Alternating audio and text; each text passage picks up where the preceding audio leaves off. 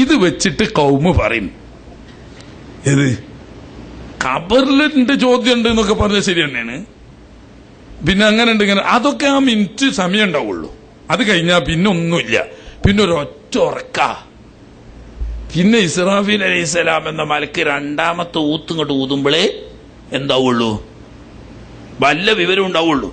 ഈ മുഖദ്ദിമൊക്കെ പറഞ്ഞുകൊണ്ടിരുന്ന എന്തിനാ? മരണപ്പെട്ടു പോയ മഹാന്മാരായ അമ്പിയാക്കളോ ഔലിയാക്കളോ ശുഹദാക്കളോ പോലെയുള്ള മഹാന്മാരോട് അവരുടെ കറാമത്ത് മുഅ്ജിസത്തിന്റെ മാർഗത്തിലൂടെ വല്ല സഹായവും ഉപകാരവും കിട്ടും എന്നുള്ള നിലക്ക് ഒരു മുഅ്മിനായ മനുഷ്യൻ വല്ല സഹായം ചോദിച്ചാൽ അതൊന്നും പ്രായോഗികമല്ല, നടക്കൂല എന്ന് വരുത്താൻ വേണ്ടിട്ട് ഓലോട് ഉറങ്ങിയല്ലേ. നമുക്കനൗമത്തിൽ അറൂസ് എന്നല്ലേ പറഞ്ഞത്. പിന്നെ എപ്പോഴാണ് ഇസ്രാഫീൽ അലൈഹി സ്വലാമിന്റെ രണ്ടാമത്തെ ഒരു കഥയില്ല, കഴിഞ്ഞു. ആകെ 3 ചോദ്യവും. പണ്ടൊരു പൊട്ടൻ സ്വർഗത്ത് പോയ കഥ ഉണ്ട്.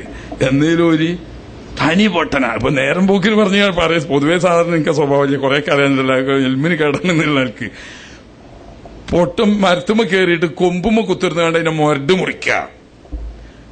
അപ്പൊ ഒരു സാധാരണ ഒരു തലക്ക് കുറച്ചൊരു വെളിവുള്ള ഒരാൾ അതിലെ പോകുമ്പോ പറഞ്ഞു, ഇജ്ജെന്ത് പോയത്താ ചങ്ങായി ചെയ്യണേ, ഇരിക്കണ കൊമ്പിന്റെ മൊരട് മുറിച്ചാടോ, കൊമ്പ് മുറിയുമ്പോ ഒന്നായിട്ട് താഴെത്തൂലേ.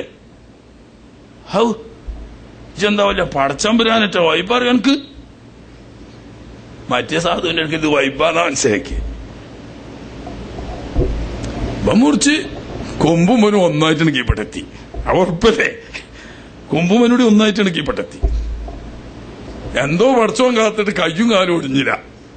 അതുകൊണ്ട് ഒത്തിന് ഇയാളെ അയാളെ പാട്ടിന് പോണ് പാഞ്ഞ് ചെന്നിട്ട് പറഞ്ഞു, ഒന്ന് തമ്പുരാനെ റബ്ബേ പടച്ചോനെ, എനിക്ക് നിങ്ങളല്ലാതെ ഇനി ഒരു പടച്ചോനും ഇല്ല. വൈബറിഞ്ഞല്ലോ, അവിടെ മുറിച്ചാ ഞാൻ ആ കൊമ്പിന്റെ നിങ്ങൾ മുൻകൂട്ടി അറിഞ്ഞ പടച്ചോനെ വൈബറിയുള്ളൂ എന്ന് ഞാൻ മനസ്സിലാക്കി. അതുകൊണ്ട് നിങ്ങൾ തന്നെ എന്റെ പടച്ചോ. അതുകൊണ്ട് ഈ സാധു കുറെ പറഞ്ഞു നോക്കി, ചങ്ങായി എനിക്കൊന്നും അറിയില്ല, ഇജ്ജ് വെറുതെ തന്നെ ചോദിപ്പാ, അതൊന്നും നിങ്ങൾ പറഞ്ഞാൽ പറ്റൂല, നിങ്ങൾ തന്നെ പഠിച്ചോ. കാരണം അല്ലെങ്കിൽ വൈബായ കാര്യങ്ങൾ എങ്ങനെ പറഞ്ഞെന്ന്. അതുകൊണ്ട് എന്തായാലും നിങ്ങൾ ഇവിടെ എനിക്ക് ഞാൻ എപ്പോഴാ മരിക്കാന്നൊന്ന് പറഞ്ഞുതരാനും ഇല്ല, ഞാൻ പറ്റൂല. പഠിച്ചോനല്ലേ അറിയുള്ളൂ. അതൊക്കെ ഇയാൾ മനസ്സിലാക്കിയത്. ആള് പോയത്തക്കാരനാണെങ്കിലും പഠിച്ചോനാ മരിക്കണതാണ്. ഇയാൾ രക്ഷപ്പെടണല്ലോ എന്നുള്ള നിലയ്ക്ക് മറ്റെന്തായാലും വിടൂല. അവസാനം പറഞ്ഞ് എന്റെ പ്രശ്നം വെള്ളം നനിയുമ്പോ മരിക്കുന്ന പറഞ്ഞു. തടി കിട്ടണം എന്നുള്ള നിലക്ക് പറഞ്ഞതാ. അന്ന് മുതൽ മറക്കിരുന്നാലോട് ഇത് കേൾക്കാതെ ഇയാൾ ഇങ്ങനെ കരുതി കൊണ്ടിടക്കാൻ തുടങ്ങി.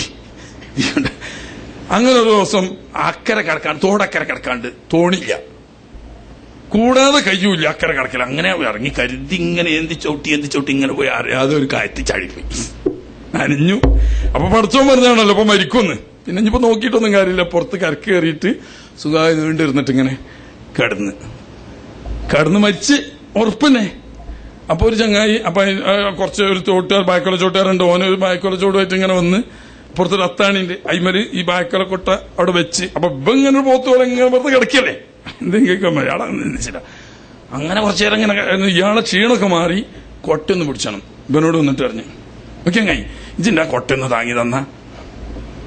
അവളത് മുണ്ടിടില്ല, മരിച്ചവന് മുണ്ടൂലല്ലോ. പിന്നെയും പറഞ്ഞു. അങ്ങനെ 2-3 വട്ടം പറഞ്ഞപ്പോ എന്താ നിങ്ങൾക്ക് ഞാൻ മരിച്ചു കിടക്കാണ്, എന്റെ മരിച്ചു കിടക്കല് പോണ്ടോടെന്ന് ചോദിച്ചോണ. വാക്കുള്ള കൊട്ടക്കാരെ ബടിനാവല്ലോ ഒന്നാണ് കൊടുത്ത്. പിന്നൊരു ദിവസം ബാലറിയാൻ നിൽക്കുമ്പോ മൂലിയാർ ഖബറിൽ അതാബിനെ പറ്റിയൊക്കെ ഇങ്ങനെ പറയുമ്പോ ഇയാള് പറയാം, വെറുതെ കഥല്ല മൂലിയാർക്കൊരു കഥയില്ലട്ടോ, അതൊന്നും അവിടെ ഉണ്ടാവില്ല. ഒരാള് വരും, മുങ്കർ നക്കീർ എന്ന് പറഞ്ഞിട്ട് 2 ആളൊന്നുമില്ല, ഒരാൾ ഇങ്ങനെ വരും ഒരു ബാക്കുള്ള കൊട്ടിയായിട്ട്. എന്നിട്ട് മരിച്ചു കിടക്കണോന്റെ അടുത്ത് ഇപ്പുറത്തൊരു അത്താണി ഉണ്ടാവും. ആ അത്താണിമല് ബാക്കുള്ള കൊട്ട അവിടെ വെക്കും. കുറച്ചേരം കഴിഞ്ഞിട്ട് ഇയാള് കൊട്ട പിടിക്കടാറി പിടിച്ചു കൊടുത്തിട്ടില്ലെങ്കിൽ ആ വടിയോണ്ട് ഒന്ന് കിട്ടും. അതിന്റെ അപ്പുറം ഒന്നിന്റെ ബാക്കിയൊക്കെ വെറുതെ പറയാണ്. അങ്ങനെ സാധുക്കൾ മനസ്സിലാക്കിയത്, ഈ പോയത്തക്കാരെ മനസ്സിലാക്കിയേക്കാണ് നമ്മളെ സാധുക്കൾ മനസ്സിലാക്കി. മറബുക്കോ നബിക്കോമാ ദിനക്കോ 3 ചോദ്യം ചോദിച്ചാൽ മറുപടി പറഞ്ഞാല് പിന്നെ തിരിച്ച് കിടക്കാൻ പറഞ്ഞ്. പിന്നെന്താ പറയാ, നമുക്കനൗമത്തിൽ അറൂസ്, പുതിയാപ്പിള ഉറങ്ങും പോലെ സുഖമായിട്ട് ഉറങ്ങിക്കോ. അപ്പൊ ഈ സാധുക്കൾ മനസ്സിലാക്കി പുതിയാപ്പിളാര് സാധാരണ എന്താ മണിയറയെ കയറിയിട്ട് സുഖമായിട്ട് ഒരു ഉറക്ക ഗുളിക കുടിച്ച ജാതി ഉറക്ക്. രാവിലെ സുബയാൻ കൊടുത്തിട്ട് ഇയാൾ നീച്ചിൽ കാണാതെ വെക്കുമ്പം വെയിലുദിച്ചാനായണല്ലോ എന്ന് എഴുതിയിട്ട് ഈ പെൺകുട്ടി വന്നാണ്ട് എനിക്കിന്ന് നേരത്തിലായി സുബൈ അതാകാനായി. ആ ഇങ്ങനെ ഏറ്റങ്ങളൊക്കെ പറയുന്ന കോമ അങ്ങനെയാണ്ടേ. മണവാളൻ മണിയറയിൽ കയറിയാല് നേരം വെളുത്ത് ബെയിലായിട്ട് ഉദിച്ചിട്ട് നീച്ച കാണാതെക്കുമ്പോ ഈ പെൺകുട്ടി ഒന്ന് വിളിച്ചോണ്ടുമ്പോളാ നീച്ചാന്നാ വെപ്പ്. എന്നാ ഇറ്റങ്ങൾക്ക് പെണ്ണടിച്ചു കൊടുക്കണോ മക്കളെ കെട്ടിച്ചു കൊടുക്കണോ തന്താര് കുറച്ച് കരുതണം. ജാതി ഓർക്ക് കുംഭകർണന്മാരാണേക്കും അവിടെ ചെന്നാ മണിയറയിൽ ചെന്നാരെ കിടന്നിറങ്ങണ. എന്നെ ഇവിടെ തയ്പ്പില്ല എന്നല്ലേ പറഞ്ഞതിന്റെ അർത്ഥം? സന്തോഷങ്ങളും ആനന്ദങ്ങളും സുഖങ്ങളുമായിട്ട് ഇവിടെ വിശ്രമ കേന്ദ്രമാണ്. അവിടത്തേക്ക് പ്രവർത്തന മേഖലയല്ല. അങ്ങോട്ടോടി ഇങ്ങോട്ടോടി അവിടെ മറ്റോനോട് അത് പറഞ്ഞ് ഇവിടെ മറ്റോനോട് ഇത് ചെയ്ത് അതിന്റെ ഒന്നും ആവശ്യമില്ല. ഇവിടെ സുഖവാസ കേന്ദ്രമാണ്, സന്തോഷത്തിന്റെ, ആനന്ദത്തിന്റെ, സുഖത്തിന്റെ. അങ്ങനെ വെക്കണം. എന്തുകൊണ്ട്? ഇപ്പുറത്തതാ പറയുന്നത് മറ്റൊരു ഹദീസ് രണ്ടു നബി തങ്ങൾ പറഞ്ഞു തന്നെയാണ്. നബി സല്ലല്ലാഹു അലൈഹി വസല്ലം തങ്ങൾ പറയുന്നത് എന്താ പറയുന്നത്? ഇയാള് സുഖം അനുഭവിക്കുന്ന ആൾ വന്ന് പറയാൻ സമ്മതം ചോദിക്കുമ്പോൾ കിട്ടാതെ പിന്നെ അയാളുടെ മാർഗം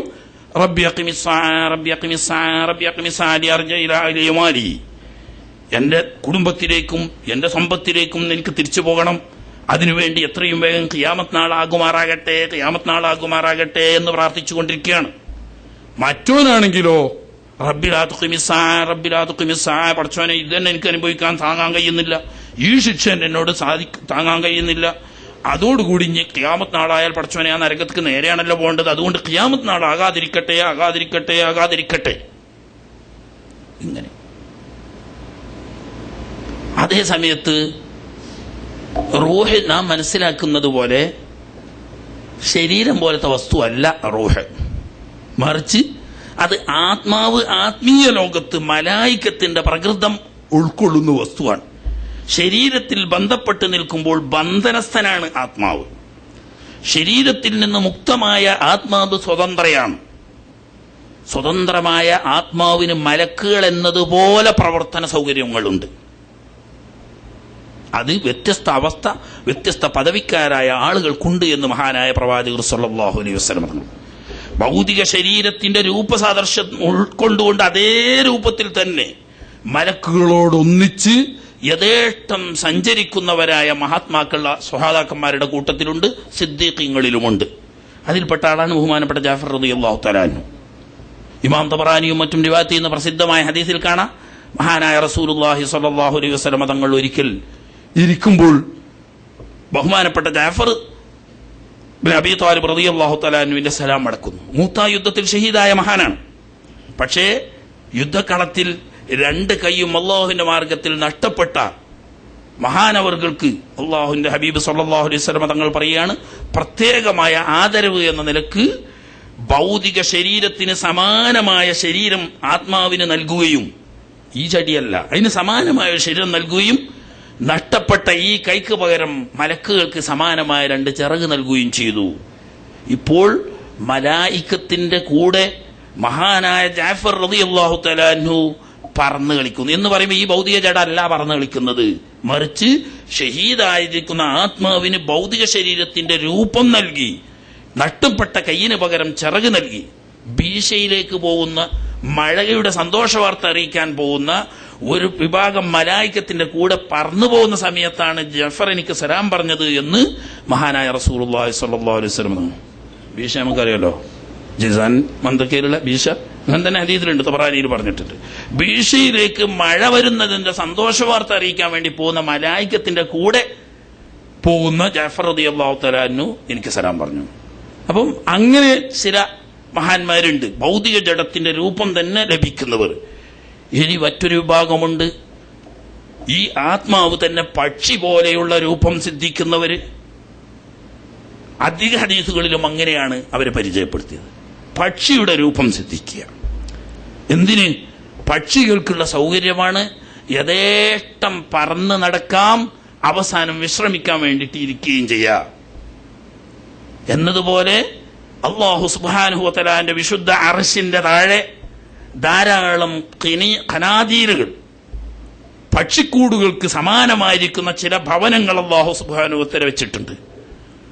അതിൽ ചേക്കേറുകയും ഉദ്ദേശിക്കുമ്പോഴൊക്കെ സ്വർഗത്തിൽ പ്രവേശിച്ച് സ്വർഗത്തിലെ പഴങ്ങൾ യഥേഷ്ടം ഭക്ഷിക്കുകയും അവിടുത്തെ പാനീയങ്ങൾ യഥേഷ്ടം കുടിക്കുകയും ചെയ്ത് ഉദ്ദേശിച്ച സ്ഥലങ്ങളിലൊക്കെ പാറിപ്പറന്ന് കളിച്ച് അവസാനം വന്ന് ഈ കൂടുകളിൽ ചേക്കേറുകയും ചെയ്യുന്ന സ്വഭാവം സാധാരണ ശുഹദാക്കന്മാരുടെ സ്വഭാവമായാണ് മഹാനായ റസൂലുള്ളാഹി സ്വല്ലല്ലാഹു അലൈഹി വസല്ലം. അതേ സമയത്ത് മുഖറബുകളായ ശുഹദാക്കളല്ലാത്ത മഹാന്മാർക്കും ഇതേ ഗുണം വിശേഷം പറഞ്ഞിട്ട് വെള്ളപ്പക്ഷികൾ എന്നാണ് ഇവിടെ പരിചയപ്പെടുത്തിയത്. ശുഹദാക്കളെ സംബന്ധിച്ച് പച്ച നിറത്തിലുള്ള പക്ഷികൾ കൂടുതൽ ആകർഷകം നടത്തും. പച്ച നിറത്തിലുള്ള പക്ഷികളുടെ രൂപം പൂണ്ട്. ഇനി ചില ഹദീസുകളിലുണ്ട് പച്ച വർണ്ണത്തിലുള്ള പക്ഷികൾക്കുള്ളിൽ എന്ന് ചില പ്രയോഗമുണ്ട്. ആ പ്രയോഗത്തെ മഹാന്മാരായ പണ്ഡിതന്മാർ വ്യാഖ്യാനിച്ച് പറയുന്നത് അതിനുള്ളിൽ നല്ല ആ രൂപത്തിൽ അവർ മാറിയുന്നു. അല്ലാതെ ഇതിന്റെ ഉള്ളിൽ അനി ഇമാം സയ്യൂത്തിയൊക്കെ പറയുന്ന അങ്ങനെ ആരും വിരോധമൊന്നുമില്ല. ഫ്ലൈറ്റ് പോലെ പറക്കുന്നൊരു വാഹനം അവർക്ക് നൽകി, ആ വാഹനത്തിലാണ് അവരുടെ ഇരിപ്പിടം. അതുകൊണ്ട് തന്നെ അവർക്ക് ഇഷ്ടമുള്ള എങ്ങോട്ടും ആ വാഹനം പറത്തിക്കാൻ സാധിക്കും. ഇത് ഒരു ഹദീസുമായുള്ള വൈരുദ്ധ്യമല്ല, ആളുകളുടെ അവസ്ഥ വ്യത്യാസമാണ്. സാലിഹീങ്ങളായ മഹാന്മാർ തന്നെ വ്യത്യസ്ത പദവിക്കാരുണ്ട്. ഈ പദവിക്കനുസരിച്ച് സ്വന്തം പക്ഷി തന്നെ ആയി മാറുകയും യഥേഷ്ടം എവിടെയും പറക്കാനും എവിടെയും പ്രവേശിക്കാനും സ്വർഗത്തിൽ ചെന്ന് ഭക്ഷണം കഴിക്കാനും വെള്ളം കുടിക്കാനും ഒക്കെ സൗകര്യപ്പെടുന്ന രീതിയിലുള്ളവരുണ്ട്.